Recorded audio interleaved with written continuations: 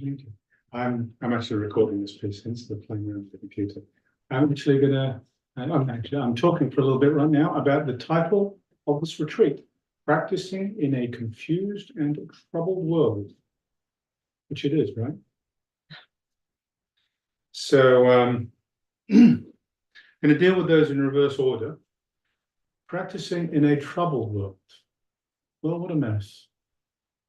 Here in the US, we have an election coming up in, what, 3 or 4 months?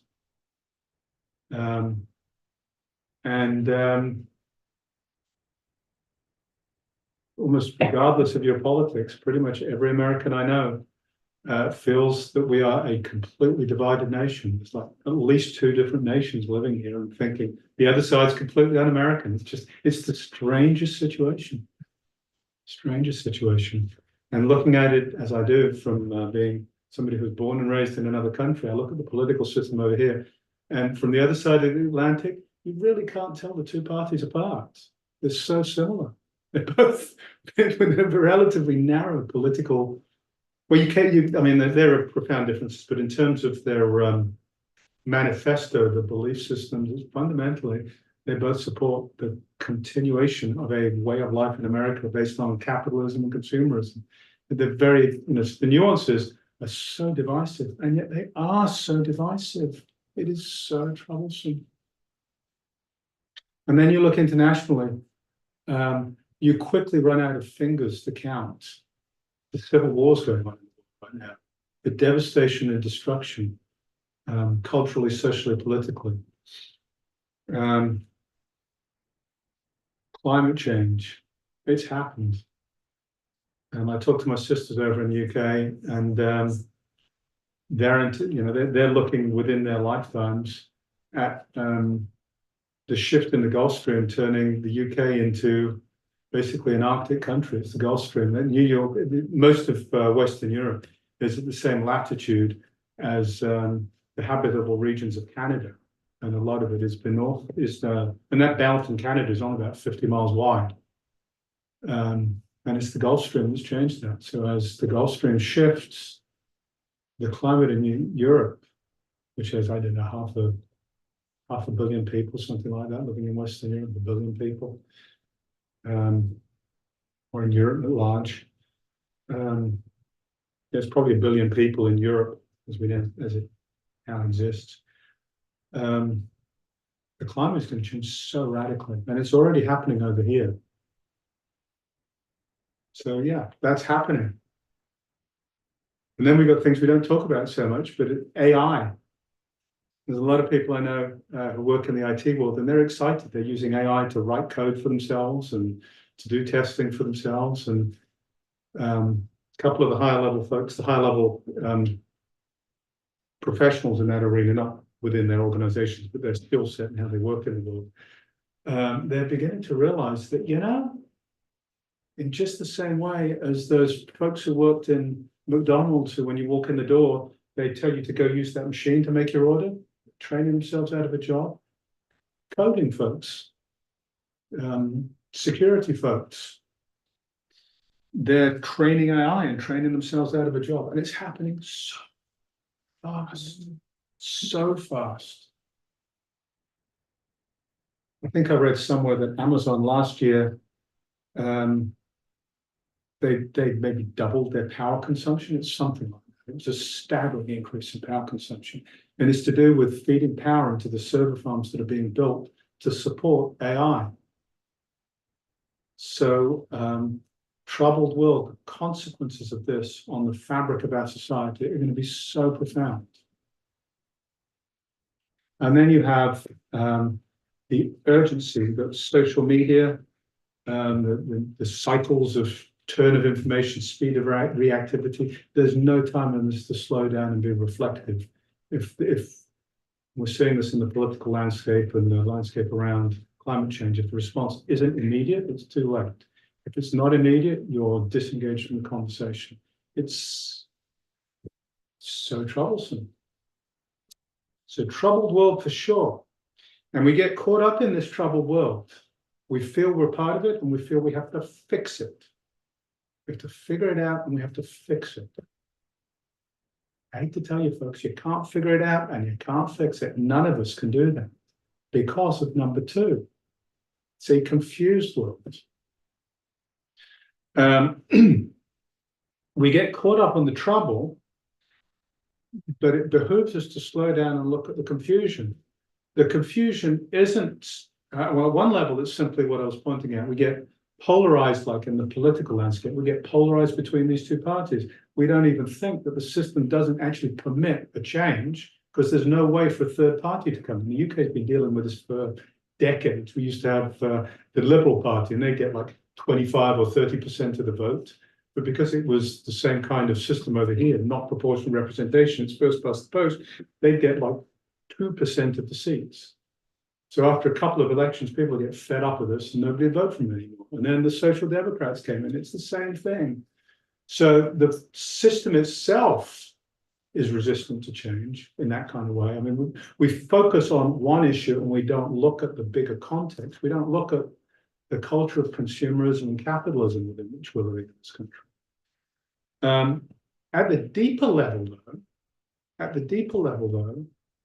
though, the confusion comes fundamentally out of our tendency to discriminate. And that's what our practice is about. So I'm going to talk a little bit about what I will call the wisdom side of it, and then I'll move to like the compassion and then to activity in the world. Because the problem with all of this is we just get overwhelmed in this trouble and in this confusion. We just find ourselves overwhelmed. And what do? We go curl up in a ball and we cry or we panic or we go out in the world and we overreact. And by overreacting, we get stressed. The people we're reacting with get stressed. And actually, there may be some micro cure, but actually in the grand scheme of things, it creates more tension and inflames. So the problem is overwhelming. How do we deal with it? So I'm going to talk about a little bit about confusion from the standpoint of the wisdom practices of Buddhism. And then we'll shift from there. I'll probably drift through compassion a little bit, but I want to spend a bit of time talking about, most of the time, talking about action. How do we actually move in this? So from the wisdom standpoint, confusion comes from just not seeing things clearly, at all. The Buddha, there's a series of volumes on the shelf in the office on the right there, which are called, they're the Pali Canon. There's 4 volumes of the Pali Canon. And the subtitle for those, I believe, it's Tanisaro's translation, Tanisaro Bhikkhu, and it's a handful of leaves. And that's a quote from the Sutta in the Pali Canon, where Buddha said to the people who he was teaching, he said, look around, you see all this forest? Think how many leaves there are in this forest. Think of that as comparable to the nature of existence, the full range of human knowledge, human capabilities. What I have done is I've got just this handful of leaves. And I just teach this handful of leaves. And the reason is because that's all we need for what I am here to do. What I'm here to do is to teach about suffering, dukkha, which I prefer the translation stress. It can be translated in a lot of ways. Stress, suffering, discomfort, dis-ease, something's off balance, something doesn't feel right, something's uncomfortable. So let's just say stress, dukkha. I teach about 2 things, dukkha and the end of dukkha. I see human existence is full of suffering. It is full of stress. And I'm here just simply to help people see a path to end that stress. I'm not here to teach you how to run a politically sensible system. I'm not here to tell you how to deal with global warming. I'm here to teach you how to end the sense of stress you live. And if everybody and everything ends that sense of stress, everything will be wonderful. Because it is. It is. And if we all end that stress, we're going to be happy. Everybody will be happy. Nobody will want to hurt anybody.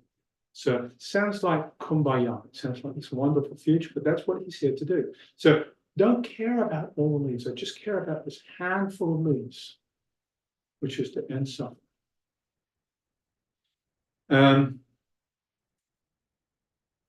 So the core teaching in the Pali Canon is a dependent origination, dependent co-arising. And I'll gloss that very quickly because I mean, it is the core teaching and it is incredibly involved and complicated. So I'll gloss it quickly and then get to the so what. Buddha taught that we get caught on things coming into existence. We get caught on, this is a microphone, this is a bell, this is a phone, this is another bell, a piece of paper, bunch of people, computer. We get caught on things and actions and we see them in a concrete way. And the teaching in simple terms is one extreme is existence. It's seeing these as concrete things, getting stuck on them. But they are really not. There is no solidity there. They're all impermanent. They all arise from conditions and fade into conditions. I mean, even quantum mechanics tells you this. This is 99% space.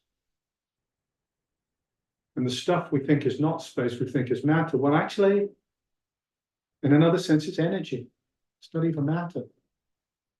So even our science is telling us, but we can see beyond that with our practice and experience. So on the one hand, there's this tendency to reify things. That's where we get into real trouble.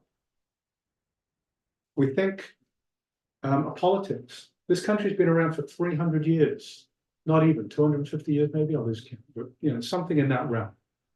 Well, if we go to like China and Egypt, that's the age of an average dynasty. Those are countries and cultures, India as well, these are countries and cultures that have been going on for 5,000 years. Egypt went through a catastrophic change when it clashed with the Roman Empire, so there's a real disruption there. China is much more continuous. If you look at it, we have the end of the imperial China was only 120 years ago, something like that. And arguably, the period of unrest in the Mao was just the interdynastic period. And in the last 50 years or so, we'll see in the early years of the new dynasty. And Chinese dynasties, like Egyptian dynasties, like dynasties around the world, they last about 300 years. So we think of this as a permanent thing. We think of this democracy as something that's sacred, but it's a blip in our human existence. And we've been, even in recorded history, we've seen this come and go. So it's the tendency to, and I'm not making an argument, political argument, one way or another at all about the quality and nature of any of these systems. Simply observing that it is our tendency to reify this, to turn it into a real thing and to want to hold on to it that causes trouble. So that's one extreme. The other extreme is non-existence. It's say, take what I just said and take it to the limit. Say, well, okay, so there isn't any politics and there isn't any this and there isn't any that. What the heck? Eat, live and be happy because then we'll die. Nihilism, nothingness. So avoiding these two extremes, I teach the middle path. It's just avoiding getting stuck on stories or non-stories. And the middle path is simply the chain of dependent co-arising, which is we start with ignorance, just not knowing. And we cascade through into the consciousness and name and form arising. And then from that, we get stuck in. First thing that happens is contact. We feel a sensation, it's pleasant, unpleasant, or neutral. And then that turns into a like or a dislike, a love or a hate becomes stronger. We hold on to it, really hold on to it. And then it starts becoming one of these stories. This isn't just a bell, it's my bell. Don't you ever dare take this away from me. So the stories get stronger and stronger, and that's what leads into, from that, what is it? Lamentation, pain, grief, and despair. Sorrow, lamentation. From this arises old age and sickness, old age and death, sorrow, lamentation, pain, grief, and despair, and this whole massive suffering arises. That's a phrase that occurs. So once something's come into being, this will disappear. Somebody will take it, it'll break, it'll cease to be attractive because I actually find that, there's no longer, the sound no longer appeals to me. I want that bell over there instead. It comes to an end. Sorrow, lamentation, pain, grief, and despair. So avoiding these two extremes we see the nature of how our stories come into existence, and we see the sequence, and we can unpack that sequence. We can see each step in the arising, and if we step backwards, we can start to look at our tendency to hold on to things. We step back, we start to see that first like or dislike, and that's a place we can intercept this whole cascading that becomes this unbearable suffering in the world, and this total sense of overwhelm of being in the world. But as Ajahn Chah says, it sounds great, but it's like falling out of a tree. When you start off, the first touch happens, and it's like you've fallen off the branch, and you hit the ground. It happens so fast. It's really hard to intercept. It's really hard to see through it and intercept. But this is the core teaching from the wisdom standpoint. This is the core teaching of all of Buddhism. In the Pali Canon, it's this everything is impermanent. It's this chain of causation. In other words, simply everything. So every conditioned thing is impermanent. And if we look, anything we're going to see, it's conditioned by causes and circumstances. Any conditioned thing is impermanent. Money's a conditioned thing. It's an idea. We all agree on it. If we didn't agree on it, it wouldn't exist. It failed to exist during the Great Depression.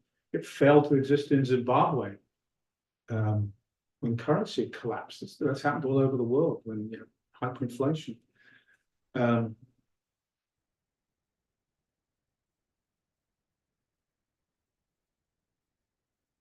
So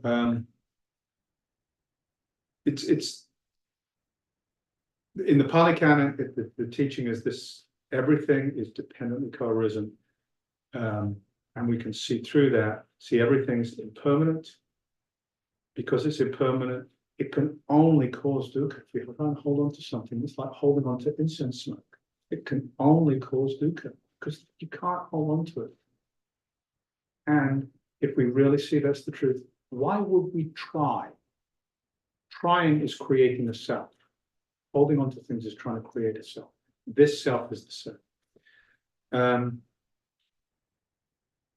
When we go into the Mahayana traditions, there are a number of different ways of looking at that, but most of them come back down to they draw very heavily on a system which is generally translated as mind only or consciousness only, and the premise of that is really it's just as simple as another version of what I just talked about, which is everything I see is a projection of mind. It's not this mind; it's big mind.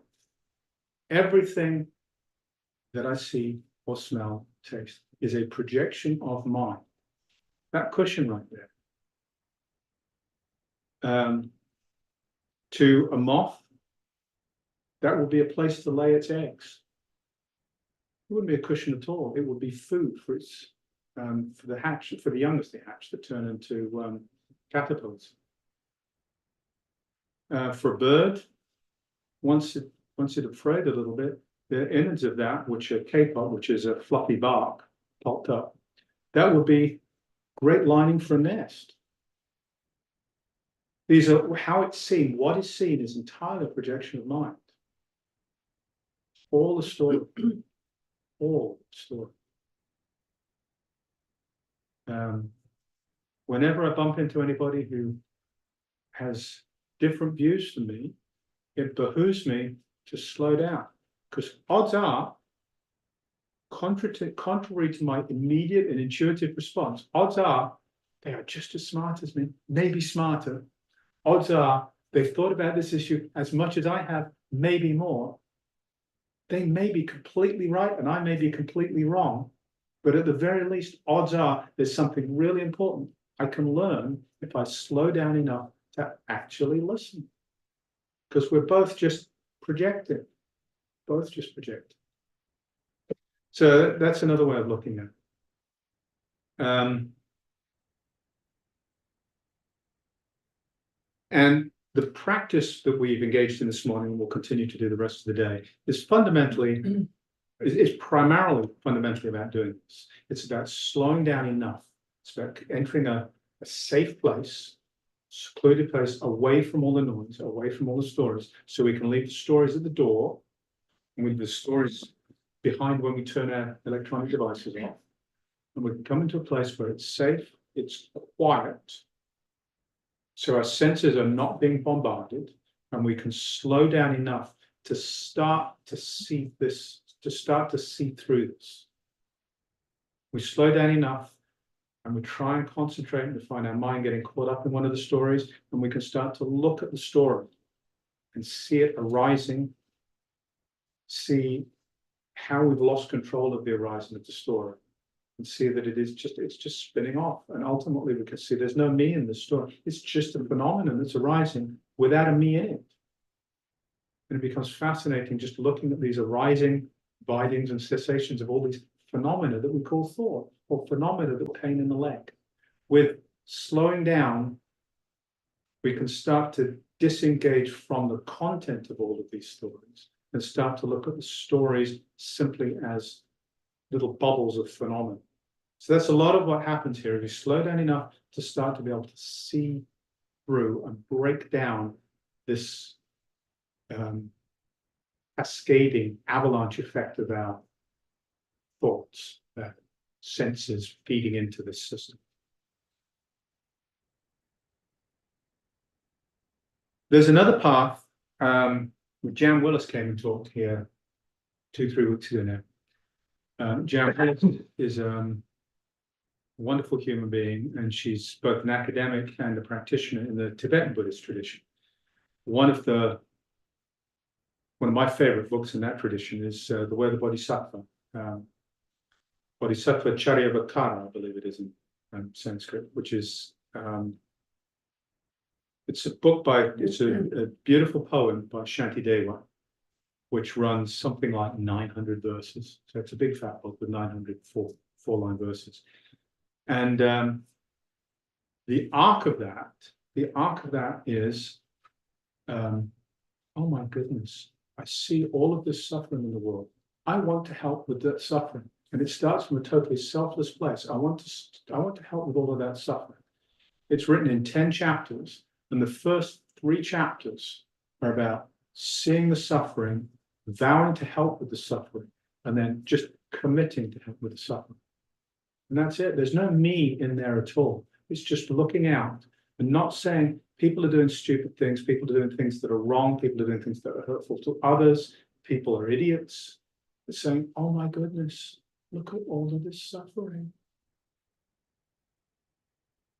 And if we look at the people who are making decisions and behaving in ways that we think are harmful to others, if we look closely, they are suffering.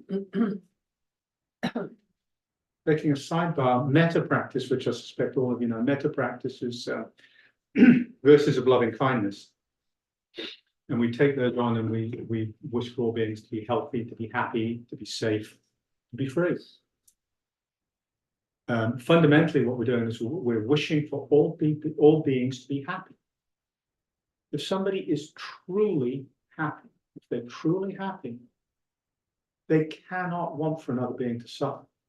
They may not yet be in a place where they really want to alleviate the suffering of another being, but if they're truly happy, the last thing they're going to want to do is hurt another being.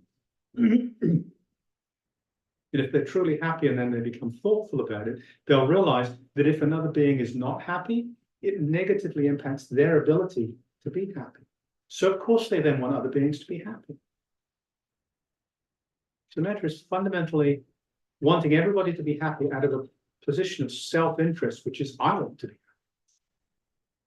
Coming back to Jan Willis, or to the Way of the Bodhisattva,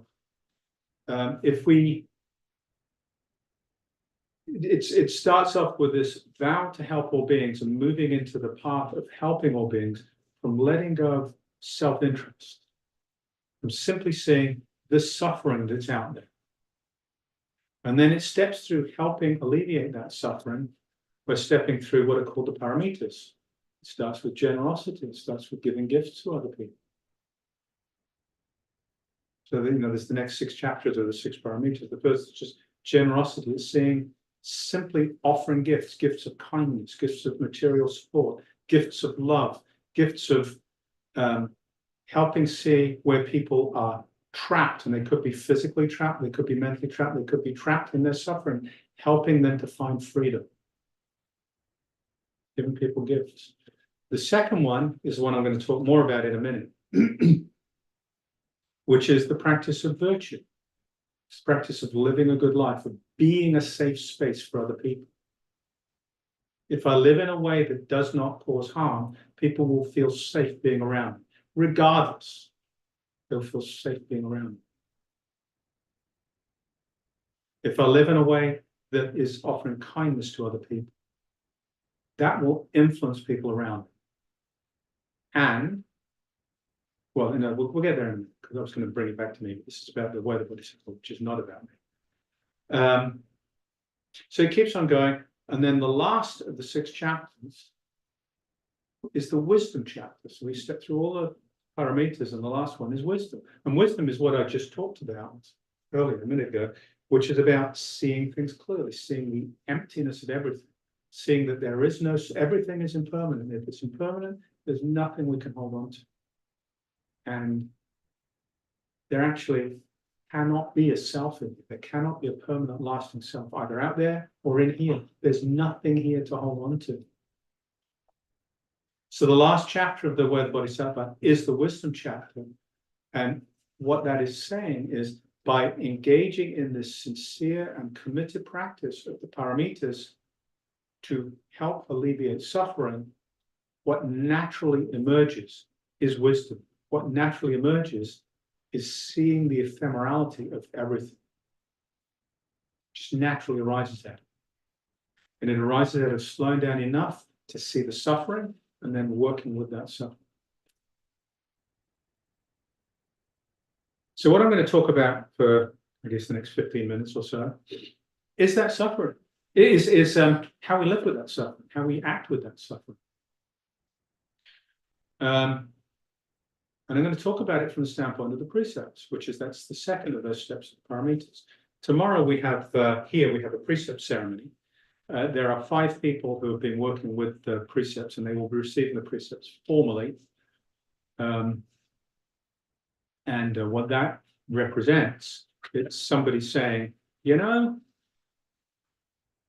I've thought about this, I've thought about how I want to live my life, and I've come to the conclusion that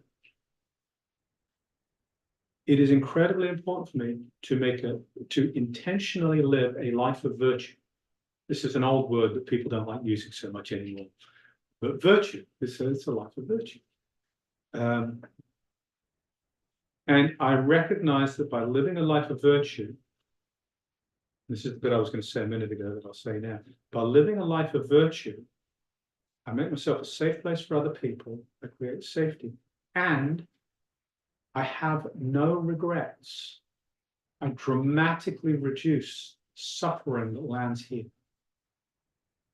If I live in a way that is intentionally kind, if I commit myself to live in a way that is intentionally kind to other people and other beings, and to intentionally not be causing harm, if I take that as a vow and slow down enough and really intentionally live into that, there is nothing to regret.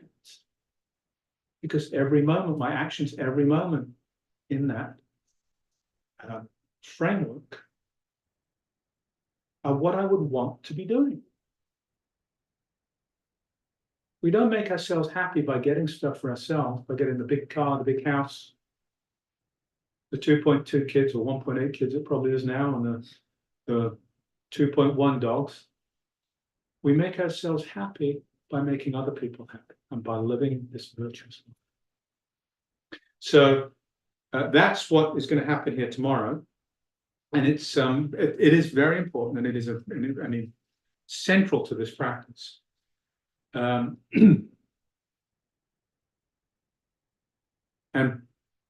by committing to this, every month here we have a precept renewal ceremony, which is a reminder. Every month we recite the precepts and we remind ourselves, this is how we want to live our lives. This is something that happens in every Buddhist tradition. And every Buddhist tradition has taken generally the 5 training precepts and reworded them in a way that works well within that particular tradition. In Zen, it's become 10 precepts. In Thich Nhat Hanh's Plum Village tradition, it's 5, and they're much longer. But it's still the 5 core basic principles as training guidelines. There's 5 basic principles there that are adhered to throughout pretty much all of Buddhism.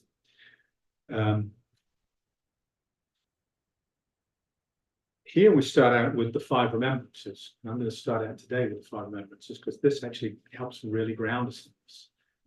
Every time we start feeling we're about to get overwhelmed by this troublesome world, if we step back and say, well, it's troubled, it's a troubled world, but a lot of this is actually not that the world's troubled, it's that I'm overwhelmed and it's confused.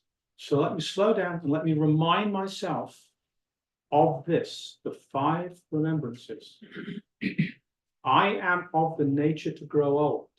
I cannot escape growing old. I'm of the nature to get sick. I cannot escape being sick. I'm of the nature to die. I cannot escape death. This is a reflection of the mortality and impermanence of this thing here.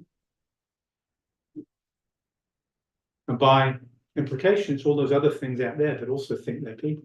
But there is nothing here that's permanent. So thinking any of the stuff that's landing here is permanent, it's constantly changing, constantly changing. And remembering our mortality in this way shifts our frame of reference, it radically shifts our frame of reference. It has to shift us away from a self-centered view of things. And all of these stories ultimately cause us suffering because of a self-centered view. Okay, Gareth, it's not a self-centered view. There's this group out there who are doing this to climate change, but it's my view of what's happening from my understanding of the world at large. And if I'm able to step away from that and simply look at the suffering rather than the stories around it, it's a completely different perspective. So the first 3 remembrances help ground us in the mortality of this system and the impermanence of everything we're looking at. Everything I care for and everyone I love is of the nature to change.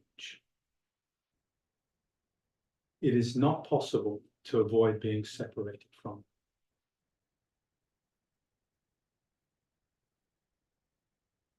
Just not possible. And if we look at the deep, deep wisdom of that, and you can come back to the, that 12-link chain of co-arising I talked about, come back to you can't step in the same river twice, to which some smart out Buddhist said you can't step in the same river once. If we come back to these principles, everything I care for and everyone I love is of the nature to change. I cannot avoid being separated. The very world we live in. And that is true for a human being that has a lifespan of, 100 years if everything goes well, to a tree that has a lifespan of, some of them 5,000 years if everything goes well. It's true for every life. The tree cares for its environment. It's siblings with the trees it's connected with by root, and then by the mycelial network underground that connects all the roots, and that has a conversation going. It's not something we tune into for the most part. Most people don't, but there is a caring, a real kind of caring going on. Arguably a love. When in a forest, when mother tree sheds a whole bunch of acorns or helicopters or whatever, and lots of little trees grow up, and several hundred years later, you've got this really old tree in the middle and a whole bunch of 400 or 500 year trees around it. When mother tree gets sick, the root systems of all the other trees, they feed nourishment. My hair's standing on and that I'm tearing up as I'm saying, because it's just true. It happens. The trees around, they feed health, nutriments into that dying tree in the middle. They try and help. What's that if that's not love? Everything I care for and everyone I love is of the nature to change. Cannot escape being separate.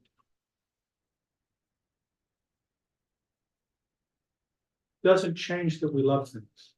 Doesn't change that we care for things. But it changes how we relate to them if we remember this as the framework for our existence.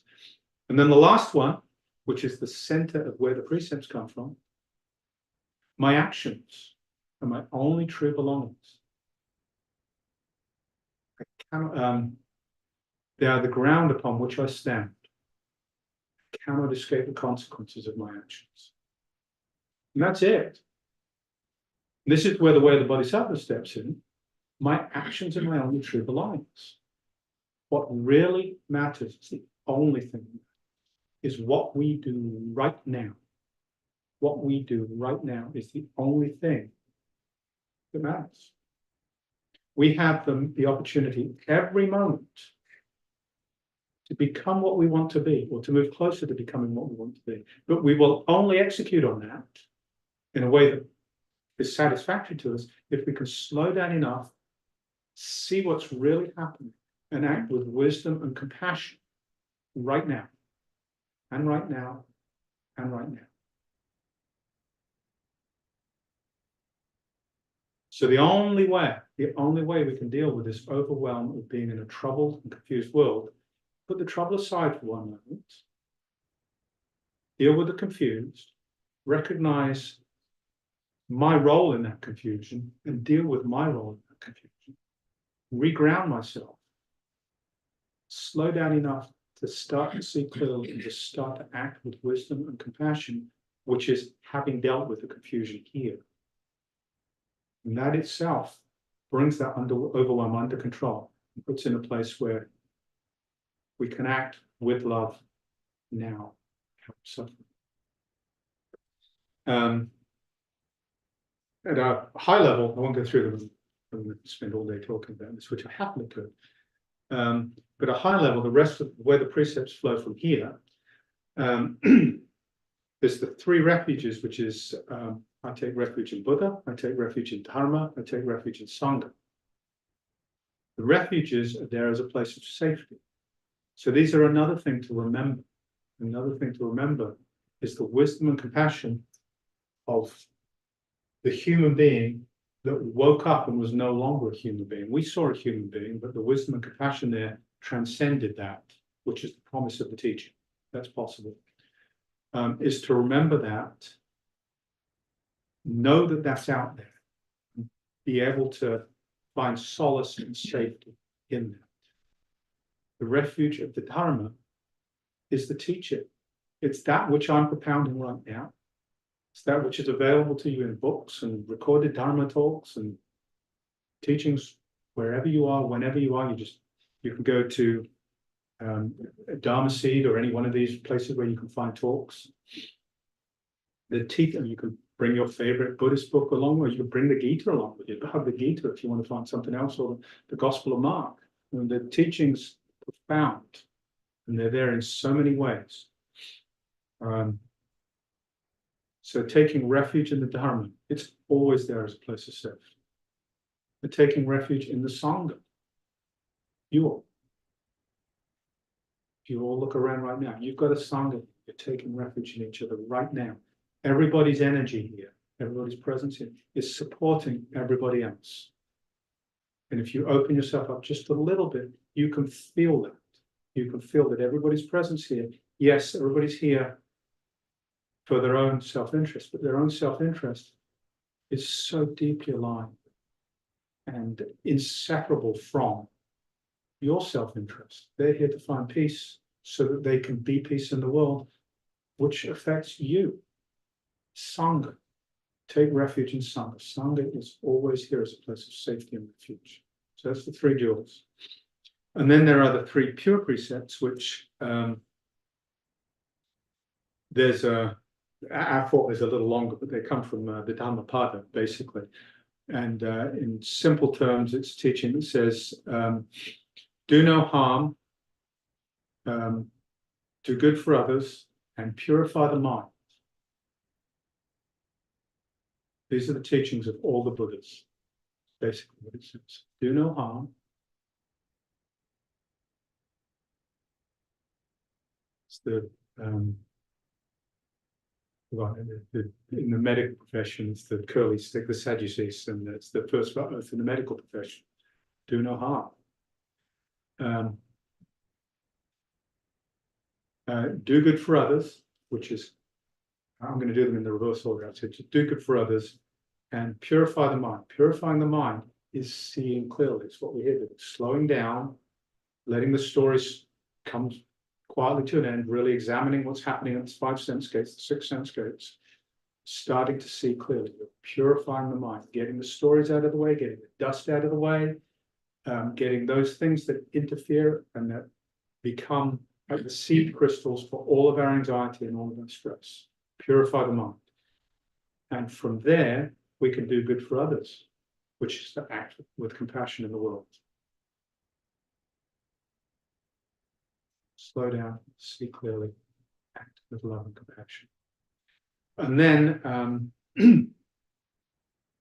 the balance, and these are like the 10 commandments, and as I say in Zen, there's 10 of them. The 5 classic precepts are around not killing, not taking life, not taking what's not freely offered, which in our version that's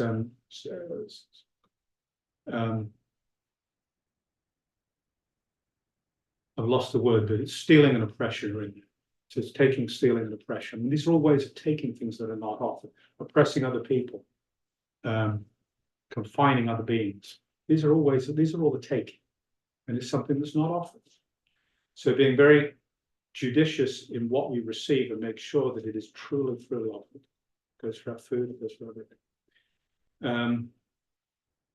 Engagement with other people or other beings, making sure that we don't engage in inappropriate relationships, and most obviously inappropriate sexual relationships, and so much suffering is caused by inappropriate relationship. Being mindful and skillful in our speech, which begins with listening. Most of the time, if we're really honest with ourselves, most of the time we spend when the other person is speaking isn't really spent listening. It's spent thinking about how to respond. Spent refining how we're going to respond, because we already decided how to respond, and we just wish they'd shut up so we could get on with it. But in the meantime, we'll tweak a few words and make sure it's really sharp and pithy and to the point. Skillful speech begins with listening. And then the last one is remaining clear-headed and focused. Classically, do not cloud the mind with intoxicants. And that's one that can be misunderstood. The one people go right to is alcohol. And yes, alcohol clouds the mind if we drink it. But, you know, I'm not going to tell you a glass or two of wine every now and again is a problem, because for a lot of people, it's not. But I can tell you doing what I used to do, which is like a 6-pack every night. And, you know, and then on the weekend, a 6-pack at lunchtime and a 6-pack at night. That's not healthy. That's clouding the mind. It's also disabling this body and causing it to not function properly in the world. So alcohol's an obvious one to go to, but it goes way beyond that. Having these on you all the time and always on and always being on call for every text you receive, and keeping like 15 different chat applications going, watching your Facebook feed, which is, oh my goodness, Facebook, I've not been on there for years now. I can't imagine this right now. The news feeds, designed to cause the system to escalate, to go out of control. It's designed to suck you in. So we are consuming intoxicants with all of these things.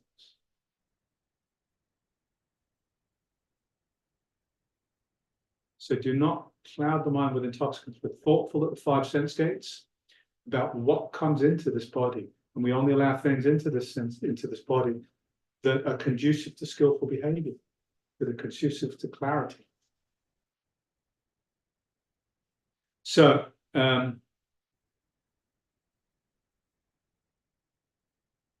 my suggestion to you, as we look at practicing in a confused and troubled world, is to recognize that trouble is a story. Trouble is a story.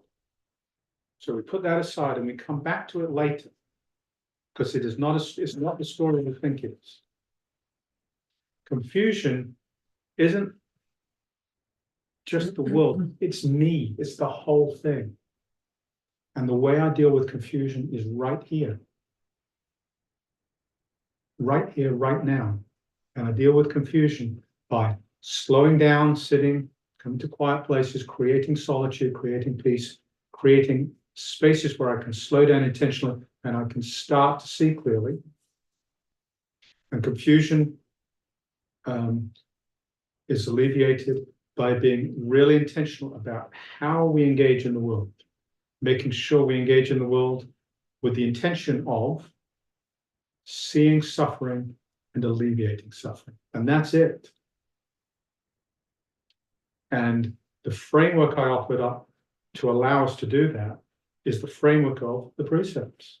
It's the framework of remembering I am of the nature to grow old. My actions are my only true belonging. They are the ground upon which I stand. I cannot escape the consequences of my actions. And then acting to cause no harm, to see clearly, and to help, to truly help alleviate suffering of other beings. And whatever framework we need under that, as a training framework, and I offered, the 5 training precepts is a really good training framework, but there are lots of other frameworks out there you could prefer. But whatever you want to have as a training framework, recognizing it as a training framework, recognizing you're going to make mistakes, and that's okay, because we're just trying. But if we recognize we've made mistakes, learn from it. Don't push forward regardless. Don't overreact or do silly things with it. Just learn from it. Just, okay, here's what happened. Here's why it happened. Now I know why it happened. It's done. There's not much I can do to fix it. Maybe there's somebody I can say sorry to, but I mean, there's not much I can do to fix it. There's no point in wallowing in regret. What I can do is I can learn from it, and I can just do better next time and doing better next time.